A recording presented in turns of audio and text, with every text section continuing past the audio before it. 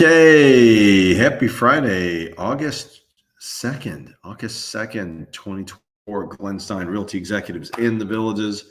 Lots of exciting things, lots of really interesting things happening in the Villages. Yes, it's hot. Yes, we're getting what do they call it? It's not a tropical deficiency, it's a tropical disturbance. That's what's coming into our area this weekend. So we're going to get a lot of rain, but that's kind of typical for the summertime in Florida. Very typical. So, but it's still actually, I think, a lot of people are saying it's way too hot, and I guess it is hot, but I think I've felt it hotter in past summers. That's for sure. Getting into what we're going to talk about today, we're going to be talking about the impact of the 2024 election. Doesn't matter who you're voting for, whether it's Harris or Trump, or actually, that's not what we're talking about. What we are talking about is the impact. What is the impact of the election on the real estate market in the Villages in Florida? We're going to cover that today. Let's take a look at it, right? Actually, before we do that, I just want to give you a little bit of update. We've seen a little bit of a reduction on inventory, but not a tremendous amount of new listings coming on the marketplace. Kind of been a boring summer as far as that goes. Properties are selling, but inventory's kind of flattened out. It's not increasing the way it did earlier on in the year. So pretty much standard quote, not too much more going on right at the moment. But let's take a look at the first slide, right? So if we're looking at the first slide where it talks about like home sales in presidential election years, okay, let's take a look at that. Okay, if we look at this, excuse me, I've got the sniffles today. Talks about home sales went up 9 of the last 11 presidential elections. If you look at that from 1978 all the way through 2022, actually 2020, you will see that actually sales went up in 9 of the 11 past presidential elections. The years where it didn't were back in 1980 and 1988. 1980 was right at the time where interest rates were at a record, like crazy amount, some people, in the, 18 to 20% range. And let me know if you remember that, by the way. Did you buy a home back in the 1980s? Were you one of those people that bought a home? One of those crazy people that bought in 1980, 1981, after the presidential election, that was Jimmy Carter to Ronald Reagan, and you bought a home, and people are like, what were you thinking? You probably overpaid. Your interest rate was way too high. Then, of course, if you held on to that home, or if you look back, look on, homes.com or realtor.com or Zillow, and look back at what that home is worth now, which is always a fun thing to look at. If you really look at, okay, I bought that home for like $80,000 and now it's worth $800,000. I've had a lot of people do that. So, take a look at that. So what we're seeing here is that in all likelihood, right after the election, what is probably going to happen is you're going to see home sales go up. Because what typically happens is that, mortgage rates typically will actually decrease going into the election. Now, a lot of people think, well, that's there's some kind of conspiracy theory behind that. And, that there's something not right about that. There's something going on about that, and that, very well could be, maybe. I mean, I don't know. I'm not going to say that that's the case, and it could be politically, oriented. But if you look at these numbers, 1980, interest rates, election year, 1980, interest rate went up from 12 to 14, right? That also, if you think about it, that's probably part of the reason why sales didn't go up the year after. You can also look at 1988, a little bit of a change, but not too much, 10.43 to 10.27. Most of the time, interest rates went down, right? From July to November, which is, guess what? What are we hearing right now? Interest rates are supposed to come down a little bit, not tremendous, but sometime between now and September or end of September, next 45 days, the whispers are that interest rates are going to go down in the next 45 days. Right? That being the case, as you guys are looking at these numbers, just absorb these stats because it's very interesting to look at. And look at how we've gone from 1980 all the way down to 2020. We haven't seen interest. We're so spoiled. Like, think about this. In the 80s, we saw double-digit interest rates. In the 90s, we were pretty much anywhere between 7.7 all the way to 8.5. That's pretty much what it was for a good part of the 90s. And then in the 2000s, we saw 7s and 8s. I remember my first home. I think it was like a close to 8%, is maybe 7.5 to 8%. It was like back in 1997, 98. Still own that home, by the way. You should keep your real estate, by the way. Year 2000, right around the 8% mark, 8.15. And then finally we're seeing 2004, where that market, by the way, 2004 was a strong frenzy all the way through 2006. And then 2008, when we're looking at the debacle, the great Great Recession, nearly a depression caused by real estate, mind you. Then obviously interest rates went down from there, and we haven't seen 6s since 2000. During that 2008 period, pretty much we didn't see too much of that up until a year and a half ago, 2022, as the rates went up at a record rate. But looking at those interest rates, the only two or three times it looks like that the interest rates went up, you're talking about 1980, 1992, 2016, interest rates went slightly up leading up to the election. So that's a super interesting stat. So interest rates going down, even by a little bit during the election. We noticed that sales actually increased the year after. And Kate's asking, is it still a seller's market? How many months of inventory does the Villages have? We're looking at about a 4 to 5 months of inventory right now, right, in the Villages. So it's barely, technically the definition, thanks, Kate, the definition of a seller's marketplace is typically, under 6 months. But it very much feels like a buyer's market. It has that feeling, but it's not extreme. Like it's so close to being a buyer's market that it does have a feeling of there's a lot of similarities and a lot of feelings of, well, maybe this is a buyer's market, but I don't think it quite is. It's close, but not quite, right? And a seller's market kind of, but it's certainly nowhere near what it was back in 2021. You're talking about a seller's market to the max. That was 2021 when, everything was actually selling, right? That was just pretty crazy, right? So I think, when you're looking at, and by the way, I think we're going to see most of the same of what we're seeing now. There might be a little bit of a jump. I mean, it's possible that we're going to see a little bit of the jump. Typically what we see during election years is that the amount of sales that actually occur during the election year, like this year, like especially, we're looking at third and fourth quarters, and this is not anything that's really surprising, is that the market drops by about 15%. And I'm not saying prices go down by 15%. I'm saying the amount of sales that normally would happen in a very typical year from now until the end of the year typically is like 15% less.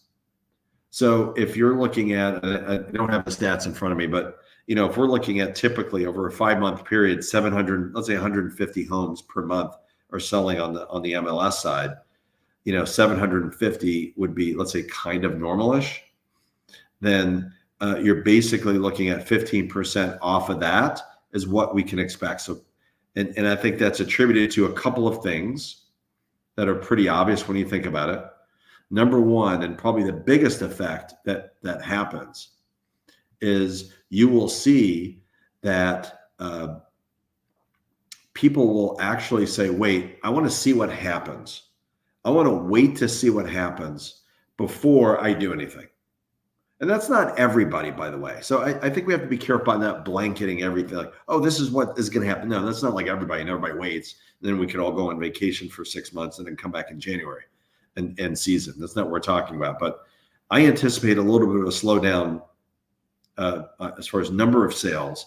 But what's interesting about that 15% potentially, and maybe it's going to be a little bit less in the villages.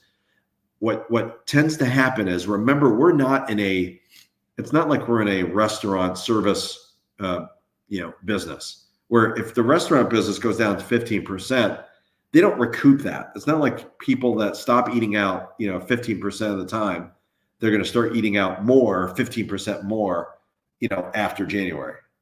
But in real estate, what happens is you end up with a pent-up demand, right? That's what tends to happen, right? So this is basically what we're looking at here. Right. It becomes like pent up demand. And let me actually blow that up a little bit so you can see that a little bit better. You end up with pent up demand. So what tends to happen is 15% at the end of the year, but that 15% goes into next year, which is what we saw, more sales. And actually this backs it up. If you start looking at the median sales price of existing single family homes sold the election year, and then of course the year after the election, then basically if you take a look at, let's say, every year, 1992 to 93, all right, prices went up in 96, 97, prices went up 2000, 2001, 2004, 5, the same. The only time on this graph, on the chart, where we're seeing a downward movement, where prices went down, median sales price. This is the U.S., right? This is the U.S. I don't have numbers. I could probably go back. That's probably something for me to look at, and we'll probably pull that up. Actually, I'll pull it up in a minute. If you guys have patience with me, I'll pull it up in a minute. 2008, 2009 was the only time in this chart. And the biggest reason is there was a great recession. Like, we saw a record number, and I sold during that time. I was in production. Realty Executives was in existence during that time. And we did see a big problem in the villages, right? It wasn't as severe as the rest of rest of Florida and surrounding areas outside of the villages, outside the bubble. But yes, you're seeing it here, like big reduction in price. But I think the biggest reason for that, obviously, was because you're seeing the Great Recession take hold, right? Like, I think that's the number one thing that we have to really, really think about. So, what it tells me is I'm going to start pulling up some of these numbers. I'm going to do, some village-centric numbers. And obviously, we're live here, so have some patience with me. But, what we're seeing is during the election year, we can expect a little bit of a slowdown in number of sales. Would not be shocking. It's not a crash. It's an adjustment. We have been seeing adjustment, by the way. And if you're interested, if you're local, we have all of our agents. We have a really nice, nicely done market update piece that tells you the story of what's happened so far this year. We basically call it a quarterly update, and it's essentially a real detailed. If you're analytical, you'll love it. If you're not analytical, you just read the summary and then don't fall asleep while you're reading it. But what it does say is gives you a really good idea of what's happening, in the villages. It's very village centric. So if you're local, and by the way, if you want that, just text me later. 352-572-3796, 352-572-3796. If you are wanting to see that, right? A detailed report on, second quarter. We do this every quarter. So if you're local, stop by one of the open houses, ask, one of our agents, great agents for that. And I think you're going to find it very helpful. And I think that's what I try to do for everybody. Like we're in it we're here to make money. So let's not, I'm not going to tell you here, we're not a 501c3. We're not a charity. We're not any of that. And yes, we're in business. We want to make money. But at the same time, we want to do it honestly, fairly, ethically, and try to bring a lot of value.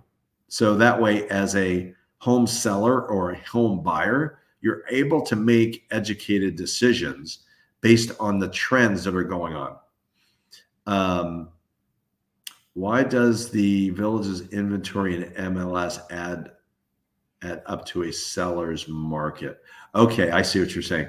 So, because the months of inventory, if you look at resales, now if you were to add resales on both sides only, not new construction, but resales, then you're still barely in a seller's marketplace. If you add the new construction, if you add the inventory, it's pretty close. It's probably even closer, and it could be barely in a buyer's market, or right, could be barely swinging on the other side. So it's not an extreme buyer's market or seller's market, but if you were to include all the inventory, I think that's a fair point to look at, Kate. That's certainly possible. So let's see. Let's go into what I do want to look at is let's look at the village's stats. Let's jump into that.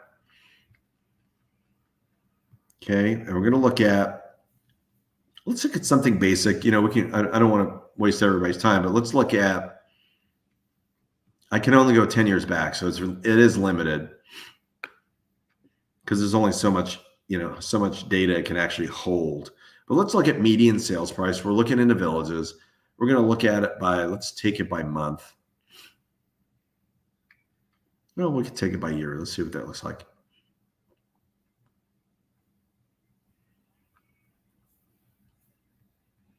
Okay. Everybody see that? Yep. Good. So if we look at this, and I'll zoom in a little bit, if we take the election years, we look at 2021, villages pricing went up, but that's not surprising. We know that's kind of an outlier, obviously going from COVID to, record low interest rates, like hello, of course. Like it's unbelievable, how much inventory we had back in 2021. It seems like yesterday, but then it seems like 20 years ago at the same time. Like, oh my goodness, right? Like what a difference 3 to 4 years makes. And then you look at 2016 to 2017, and that's probably the lot. I call 2019 through like 2015. Those are like the normal years because we've seen so much craziness over the last 6-7 years just in real estate in general. 2016 to 17, we saw an increase in the villages. But I think it's, when we look at this, and we probably make a case for, prices going up. Remember what we saw before. Was like national numbers. And I think national numbers in this case might be a little bit more accurate when we're trying to predict, all right, what's going to happen the rest of this year, election year, versus like local numbers. Because what do we know about the villages? We know about the villages like last really 15 years, 14, 15 years. There's nothing but growth. The demand is just gone up like this. And of course, we've seen building and, massive, like 2010, where were we? We were probably, somewhere, in between the sixes, right? Like new construction was like right there, north of 466A. And now we're We're in Claremont, right? We're all the way down there. So it's like, all along the turnpike. So it's like a completely different market. We're actually in the baby boomer, retirement, trend. So we've seen all of that. So it's hard to look at the local numbers and say, okay, this is kind of proving the point like during an election year. So it's like, yeah. But I do think overall with all the prognostication, I'll wrap it up this way. I'll say this. I do expect, so this year and next year, interest rates are probably going to go down a little bit. I think it's going to give us a little bit of a boost, short-term boost in demand. But I think what you're going to find is as we go into October, November, maybe there's going to be, because I'm not going to judge it too much. We're seeing so much craziness in the world and so much craziness in this election cycle. We're not going to get political, but it's like, wow. Like I don't think we can I don't think we can, in our wildest fantasies, create what we've seen over the last, 4 to 5 weeks. But I think we are going to see a little bit of, there's going to be impact there because some people are going to be afraid. They're going to be like, wait, I don't know. I remember back in 2021, and you can look back at some of the videos that I did. There was, and we've been seeing this, like we've been seeing many people, a lot of conservatives moving into the state for obvious reasons. Governor DeSantis, tax reasons, moving away from some of the, California, some of the Democrat states, a little bit more left wing. And then people that were living here also were very upset and were like, okay, this is becoming too conservative for me, so I'm leaving. So overall, we've seen a net somewhere between 700 to 1,000 people a day move to Florida. And I think the Village has been a beneficiary of this movement. And I think that we're going to see a little bit of trepidation around that for the rest of this year. However, my belief is that we're going to continue to see demand is going to be pretty solid for the next several years. Demand is not going to drop off like a cliff unless something crazy happens. You never know. Like crazy, I mean like World War III. But we're gonna see, I think, solid growth. Nothing crazy. Prices will probably go up a little bit. You saw in that little price chart that I showed you before. Things have been relatively flat on the median price categories the last several years. In the Villages, I see more of the same because of what Kate brought up. Is like there's a lot of inventory both on the Villages side and the MLS side. So it's kind of a happy medium. I think both sides, buyers and sellers, should be very excited. I should be very excited. I think I mentioned this to someone recently, where there's always bad news. It doesn't matter what you're reporting. There's always bad news for half of the people, because we can tell you prices are going up like crazy. And everybody's like, yes, this is great. Well, sellers are happy because they're making more money. Buyers are like, I can't buy a house. There's too much competition. It's getting too pricey for me. And it's not good for buyers because prices are doing this. And then prices are dropping like a rock, like what we saw in 2008, 2009. And sellers are like, oh my God, this is terrible. And then buyers are like, yes, what an opportunity. So it's so interesting. Like it's so interesting that way. So, but right now, what's fascinating, I think what's exciting is that there's more balance where prices are staying static. They're not dropping, which is good for sellers, steady, and good for buyers because there's a little bit of predictability, and you can actually pick and choose. You can actually be thoughtful about what you're going to buy and shop intelligently. I don't think it's going to drop, by the way. I don't think waiting is going to be a massive thing for either side, buyer or seller. Like, oh, if you wait, it's going to be better. I don't know, maybe a few thousand. I don't think it's going to be a massive shift either way overall. And actually, next several years, I think it's going to be that way. Last point I'm going to make, I'm going to wrap up. This is actually really important for the public. This is for the public. Non-sales. This is non-sales. Actually, I don't think there's anything I said that's sales. I'm not encouraging anybody to do anything. Actually, I just want you to do the right thing for you. I'm not trying to get you to buy today or sell today. You do what you want to do. I think the big thing I want to tell you is that from now on, if you're buying a home, Anywhere, by the way, this is not just, this our area. If you're buying a home with a realtor, which is only MLS, Property of the Villages, they're not realtors. They're licensed agents with the state of Florida, but they don't have to abide by the NAR, National Association of Realtors Code of Ethics. We have a Code of Ethics wing that governs realtors and us, as specifically realty executives. They do not. For us that have to abide by a code of ethics for protecting the public, you are going to be seeing some version or some sort of a buyer brokerage agreement. This is not trying to lock people in. It's based on disclosing what buyers are paying in a transaction. And we're not here to judge it, whether it's the dumbest thing ever. I've heard there's a lot of people saying that, and it's like, I don't know what you're talking about, whatever. But the key is that if you want to tour a home, if you want to look at a home with an agent, get full representation where you get guidance, you get support, you get CMA, we'll do like market analysis to make sure you're buying at the right price. You're getting encouragement to get inspections, navigation through the marketplace, navigation through the contract, making sure that you're not getting, you're not, how should I say this? You're not going to get a raw deal. And there's a lot of things that people don't realize, that as realtors, this is what we do. It's not just about commission and compensation. It's about all the things that we do to represent our people, to make sure that they find the thing that they're going to be happiest with. Not everybody's perfect in our industry, for sure. I think we've got great people at Realty Executives. But anyway, my point is that it doesn't matter what you're in, and the rest of the country is this way.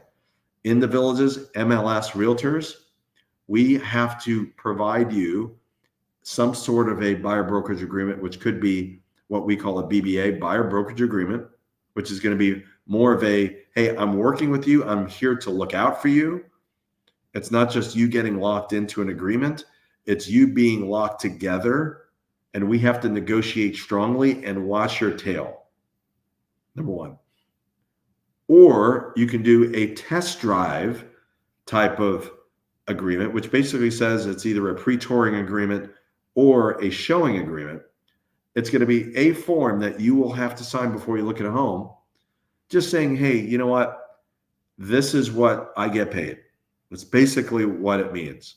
And 98% of the time, you will not have to pay anything. There is a 2% chance that you might run into a home that doesn't offer any money for the buyer's agent to get paid. And we'll let you know. Okay, you have to pay it or you don't have to pay it. We're making it really easy for buyers, even though we have to go by these rules. Just know that there's going to be a form. That's basically what I want to say. It's not something weird. It's not trying to trap anybody. And I think there's a real opportunity to negotiate even better pricing as a buyer, because we're in more of or closer to a buyer's market than a seller's market. So that's my public service announcement. If you have questions, text me anytime. If you need guidance, let me know. Glenn Stein, Realty Executives here, broker owner of Realty Executives in the Villages and in Ocala. Hope everybody has a great weekend. Stay safe, and we'll see you soon.